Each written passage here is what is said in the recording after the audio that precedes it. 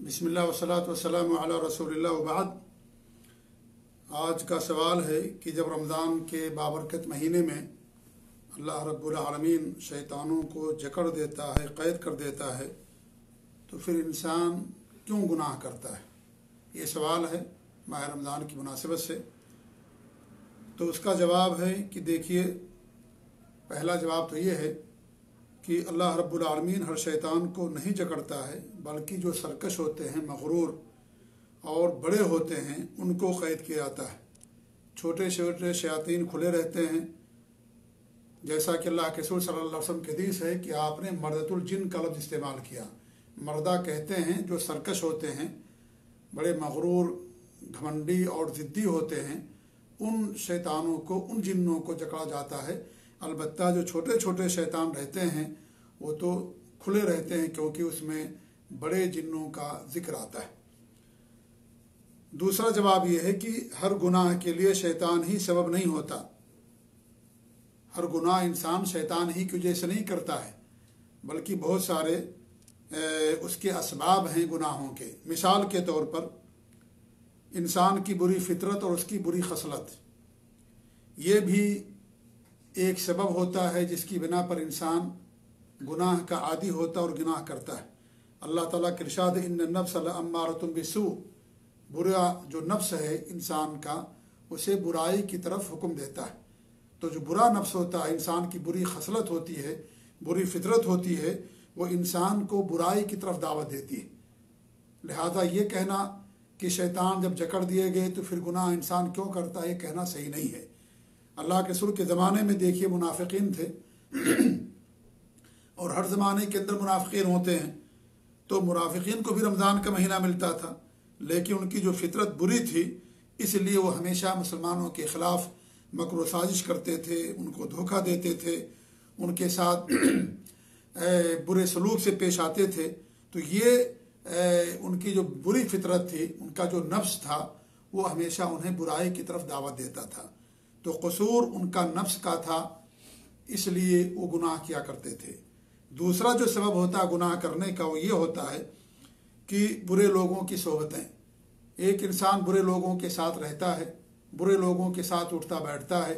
वो लोग जो गुनाह करते हैं, रोज़ा नहीं रखते और रमज़ान के महीने का ख्याल नहीं रखते, ऐसे लोगों के साथ जब इंसान रहता है तो जाहिर बात है उसकी सोहबत का असर पड़ता है। इसलिए हमारे नबी सल्लल्लाहु अलैहि वसल्लम ने हमें अच्छी सोहबत अख्तियार करने का हुक्म दिया है। अल्लाह के रसूल सल्लल्लाहु अलैहि वसल्लम के हदीस है, ला तुसाहिब इल्ला मोमिना, मोमिनों को अपना साथी बनाओ, मोमिनों को अपना दोस्त बनाओ। और एक हदीस में आपने फरमाया कि अलमरउ अला दीन खलील ही, इंसान अपने दोस्त के दीन पर होता है।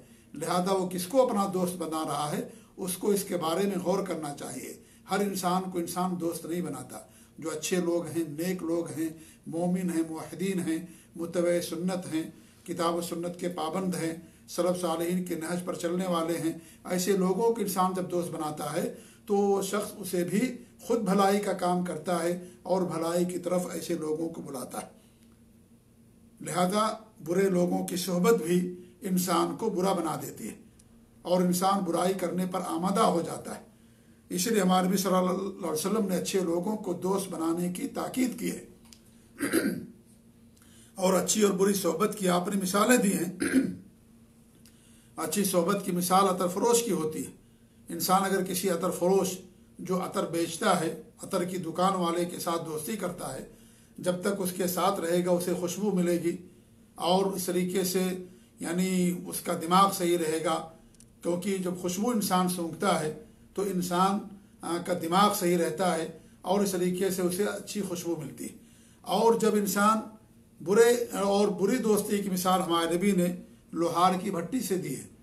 जो भट्टी होती है जिसमें इंसान लोहे को गरमाता है, तो उसके पास इंसान अगर जाता है भट्टी के पास तो उसको चिंगारी मिलती है, उसके कपड़े जलते हैं और उसके दिमाग खराब होता है उसका, और कपड़े को जला देती है चिंगारी और इंसान के जिस्म को जला देती है, चमड़े को जला देती है। तो ये बुरी दोस्ती की मिसाल है। ऐसे इंसान बुरे लोगों के साथ रहेगा तो उसके ज़ात को भी नुकसान पहुंच सकता है, उसके दीन को भी नुकसान पहुंचेगा।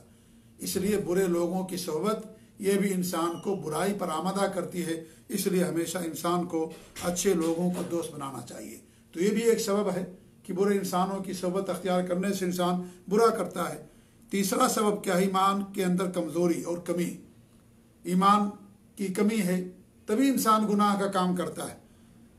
جو اللہ اور اس کے رسول پر ایمان مطلوب ہے اس درجے اور پیمانے پر ایمان نہ ہونے کی وجہ سے انسان گناہ کر جاتا ہے۔ اس لیے یہ بھی ایک سبب ہے کہ ایمان کی کمزوری ہے ہمارے اندر تو انسان گناہ کر بیٹھتا ہے۔ ایسے ہی چوتھا سبب یہ ہے کہ آخرت پر دنیا کو ترجیح دینا۔ انسان دنیا ہی کو سب کچھ سمجھتا ہے کہ دنیا ہے، کھا لو پی لو عیش کر لو مزے اڑا لو، اور دنیا کو ترجیح دیتا آخرت کے اوپر، تو اسی صورت میں انسان گناہ کر بیٹھتا ہے اور وہ نیکی نہیں کرتا۔ تو یہ بھی ایک سبب ہوتا ہے۔ ایسی پانچواں سبب ہے اللہ تعالیٰ کی عظمت اور اس کی قدرت کا احساس نہ کرنا، اللہ رب العالمین کی عدم معرفت، اللہ رب العالمین کے بارے میں لا علمی، اللہ کے بارے میں جہالت، یہ ایسی چیزیں ہیں جس کی وجہ سے انسان گناہ کرتا ہے۔ اللہ کے رسول صلی اللہ علیہ وسلم فرمایا آپ نے حدیث کے اندر کہ من لم يدع قول الزور والعمل به والجهل فليس لله حاجة في ان يدع طعامه وشرابه۔ جو آدمی حرام قول نہیں چھوڑتا ہے، حرام عمل نہیں چھوڑتا ہے، اور والجہل اور جہالت نہیں چھوڑتا، جہالت سے مراد یہاں پر برائیاں ہیں، گناہ ہے۔ جیسا کہ عبداللہ بن عباس فرماتے ہیں کہ جس نے اللہ رب العالمین من عمل سوء فهو جاہل، جو گناہ کرتا برا کرتا وہ جاہل ہوتا ہے۔ تو جہل سے مراد گناہ کرنا ہے، اور انسان گناہ کیوں کرتا ہے؟ کیونکہ اللہ رب العالمین کی اس کے پاس معرفت نہیں ہوتی، اللہ تعالیٰ کی قدرت کا احساس، اس کی عظمت کا احساس، اللہ تعالیٰ کی پکڑ کا احساس اس کو نہیں ہوتا، اس لیے ایسا انسان گناہ کرتا ہے۔ تو یہ اللہ کے بارے میں اس طرح کا احساس نہ رکھنا یہ بھی گناہ کرنے کا ایک سبب ہوتا ہے۔ ایسے ہی آپ دیکھیں کہ انسان یہ شعور نہیں رکھتا ہے کہ اللہ رب العالمین ہم کو دیکھ رہا ہے۔ اللہ تعالیٰ کے فرشتے ہیں جو ہمارے سارے اعمال کو درج کر رہے ہیں، لکھ رہے ہیں، اور ہمیں حساب دینا، اللہ تعالیٰ کے سامنے کھڑا ہونا ہے۔ ہمارے درمیان اللہ تعالیٰ کے درمیان کوئی ترجمان نہیں ہوگا، کوئی مترجم ٹرانسلیٹر نہیں ہوگا۔ یہ سارا شعور احساس انسان کے پاس نہیں رہتا ہے، اس لیے انسان گناہ کر لیتا ہے۔ وہ نہیں سمجھتا ہے کہ اللہ تعالیٰ ہمیں دیکھ رہا ہے، اللہ تعالیٰ ہمیں پکڑے گا، یہ زمین گواہی دے گی، ہمارا جسم گواہی دے گا، ہماری پیٹھ، ہمارا ہاتھ، ہمارا پاؤں، ہمارا پیٹ گواہی دے گا، یہ ساری چیزیں قیامت کے دن گواہی دے گی۔ تو ان تمام چیزوں کا انسان کو احساس نہیں رہتا، اس لیے انسان کیا کرتا ہے؟ گناہ کر لیتا ہے۔ تو گناہ کرنے کے اور بھی بہت سارے اسباب ہیں جو میں نے اسباب بیان کیے ہیں، ان کے علاوہ بھی تو صرف شیطان ہی سبب نہیں ہوتا ہے گناہ کرنے کا کہ انسان کہے کہ بھئی شیطان کو جکڑ دیا گیا تو انسان کیوں گناہ کرتا ہے۔ گناہ کے بہت سارے اسباب ہوتے ہیں، چند اسباب میں نے آپ کے سامنے بیان کیا۔ تیسرا جواب یہ ہے کہ دیکھیے جس طریقے سے جنوں میں شیطان ہوتے ہیں، شیطان یا جن ان کو کہتے ہیں جنہیں اللہ نے آگ سے پیدا کیا، تو انسانوں میں بھی شیطان ہوتے ہیں۔ جو انسانوں کے شیطان ہیں، انسان ان کو نہیں جکڑا جاتا ہے، وہ تو کھلے رہتے ہیں، تو جا کر کے لوگوں کو گمراہ کرتے ہیں۔ اللہ رب العالمین نے فرمایا وَكَذَلِكَ جَعَلْنَا لِكُلِّ نَبِيٍّ عَدُوًّا شَيَاطِينَ الْإِنسِ وَالْجِنِّ يُوحِي بَعْضُهُمْ إِلَىٰ بَعْضٍ زُخْرُفَ الْقَوْلِ غُرُورًا۔ ہم نے ہر نبی کے لیے دشمن بنایا، جناتوں میں سے انسانوں میں سے شیطان بنائے ان کے دشمن، اور جنوں میں سے بھی شیطان بنائے جو ان کے دشمن ہم نے بنائے۔ تو شیطان انسانوں میں سے بھی ہوتے ہیں، ایسا نہیں کہ صرف جنوں میں شیطان ہوتے ہیں، انسانوں میں بھی شیطان ہوتے ہیں جنہیں انسان نما شیطان کہا جاتا ہے۔ جو شیطان کا کام کرے وہ شیطان۔ انسان نما اگر سے انسان ہے، اللہ نے اسے مٹی سے پیدا کیا، نطفے سے اللہ نے اس کو بنایا، لیکن وہ شیطان کا کام کرتا ہے، اس لیے انسان نما شیطان ہو۔ تو ایسے شیطانوں کو جو انسانوں میں سے ہوتے ہیں ان کو نہیں چکڑا جاتا ہے۔ وہ خود گمراہ ہے، دوسروں کو بھی گمراہ کرتا ہے، وہ خود باطل پر ہے، دوسروں کو باطل کی طرف دعوت دیتا ہے، وہ خود گناہ کرتا ہے، دوسروں کو گناہ کی طرف بلاتا ہے، وہ روزہ نہیں رکھتا، دوسروں سے بھی کہتا روزہ مت رکھو، دیکھا جائے گا بڑی لمبی عمر ہوگی، ابھی روزہ رکھنے سے فائدہ کیا ہے، کھا لو عیش کر لو، آخری وقت میں روزہ رکھ لینا، چکنی چپڑی باتیں کرے گا اور انسان کو دھوکہ دے گا، انسان کو گمراہ کرے گا۔ تو انسانوں میں بھی شیطان ہوتے ہیں جو انسانوں کو گمراہ کرتے ہیں، صحیح راستے سے بھٹکاتے ہیں، گناہوں کی طرف دعوت دیتے ہیں، بدعات کی طرف، شرک کی طرف، گناہوں کی طرف، معصیت کی طرف، نافرمانی کی طرف لوگوں کو بلاتے ہیں۔ تو ایسا نہیں ہے کہ صرف شیطان جنوں میں سے ہوتے ہیں، شیطان انسانوں میں سے بھی ہوتے ہیں، اور ان کو اللہ رب العالمین نہیں چکڑتا ہے۔ اس لیے یہ جو انسان ہوتے ہیں، انسان نما شیطان، یہ لوگوں کو گمراہ کرتے ہیں، ان سے ہمیں اللہ تعالیٰ کی پناہ طلب کرنا چاہیے۔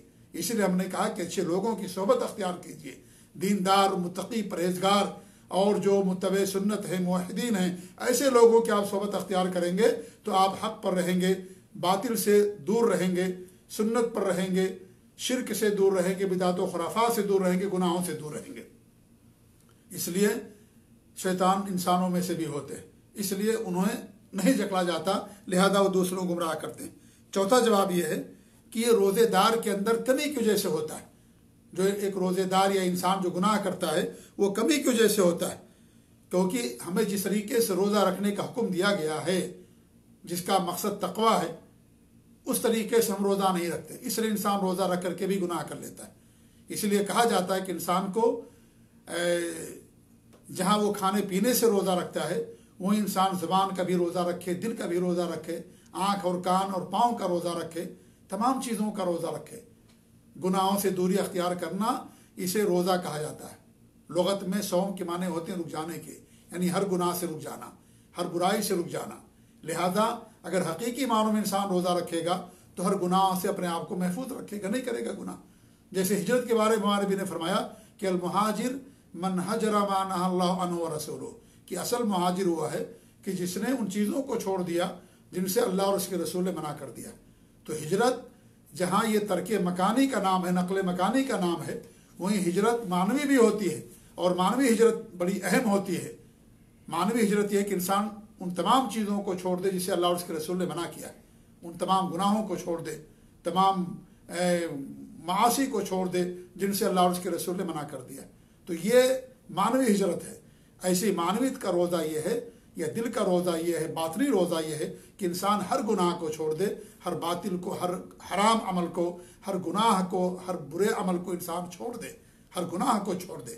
تو انسان اس کو نہیں چھوڑتا ہے، اس لیے وہ حقیقی روزہ نہیں رکھتا، اس لیے انسان سے گناہ ہو جاتا ہے روزے دار سے۔ جیسے ہمارے نبی نے فرمایا، یا اللہ رب العالمین نے فرمایا، ان الصلاۃ تنہی عن الفحشاء والمنکر، نماز انسان کو فحش باتوں سے، منکر باتوں سے، برائی سے، بے حیائی سے روکتی۔ لیکن ایک انسان نماز پڑھتا ہے، وہ گناہ بھی کرتا ہے، فحش باتیں بھی کرتا ہے، بے حیائی بھی کرتا ہے، منکر باتیں بھی کرتا ہے۔ کیوں؟ اس لیے کہ جس طریقے سے نماز کا حکم ہے، جیسے ہمیں نماز پڑھنا چاہیے، اس سچائی کے ساتھ، اس ایمان اور اخلاص کے ساتھ ہم نماز نہیں پڑھتے، خشوع و خضوع کے ساتھ نماز نہیں پڑھتے۔ اس لیے نماز پڑھنے کے ساتھ ساتھ بھی انسان گناہ کر لیتا ہے۔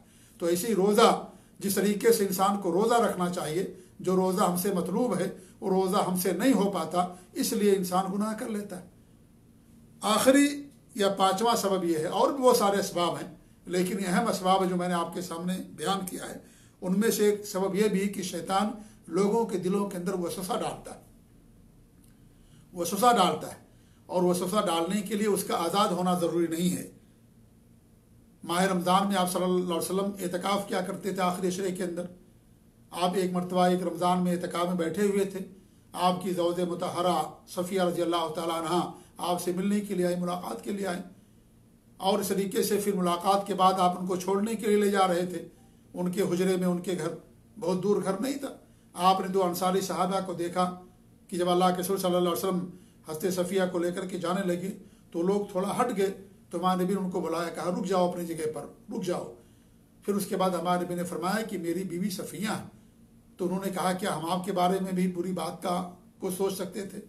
تو ہمارے نبی نے فرمایا کہ بات ایسی نہیں ہے، شیطان انسان کے اندر ایسی گردش کرتا ہے جیسے خون انسان کے جسم میں گردش کرتا ہے، لہذا شیطان کب کس کو وسوسے میں ڈال دے انسان نہیں جان سکتا، اس لیے شیطان وسوسہ ڈالتا ہے۔